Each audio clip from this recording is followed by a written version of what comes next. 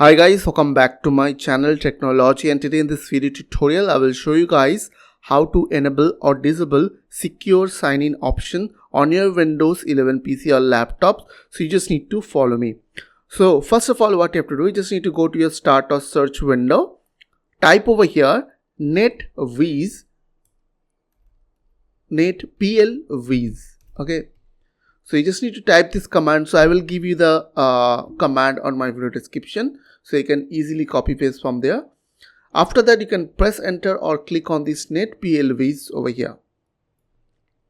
Now you will get this user accounts window. So here you will get two options, which is users and advanced. So click on advanced, and after that here you will get an option called secure sign-in option.